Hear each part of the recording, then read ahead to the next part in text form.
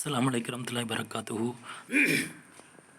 அதாவது 7வது அத்தியாயம் 205வது வசனத்தில் அல்லாஹ் நமக்கு என்ன வழிகாட்டுறான், நம்மகிட்ட என்ன பேசுகிறான் அப்படின்னா, அதாவது திக்ர் பண்ணுவோம்ல, தொழுது முடிச்சுட்டு திக்ர் பண்ணுவோம்ல, அது வந்து நம்மளுடைய பாவத்தை கழிக்கிறதுக்காக, பாவங்கள்லாம் கழியறதுக்காக தான் அந்த திக்ர் பண்ணுறோம்.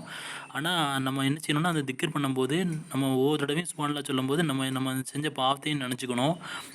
அதுக்காண்டி வருந்தி அதுக்கு பயந்து நம்ம வந்து சுப்ஹானல்லாஹ்னு சொல்லணும்.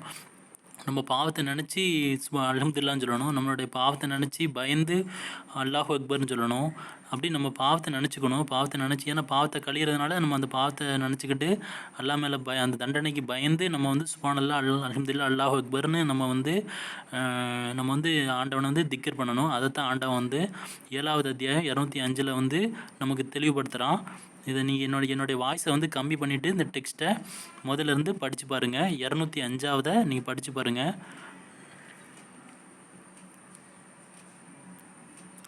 அவனுடைய தண்டனைக்கு பயந்து நம்ம வந்து திக்ர் பண்ணணும்.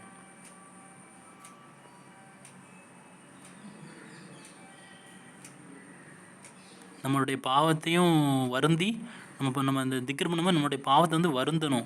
இப்படி பண்ணிட்டோமே அப்படின்னு சொல்லி நம்ம வருந்தி அந்த நம்ம ஆண்டவனை நினைக்கணும். சவுண்டை கம்மி பண்ணிவிட்டு முதல்லேருந்து படித்து பாருங்கள் இந்த டெக்ஸ்ட்டை 205.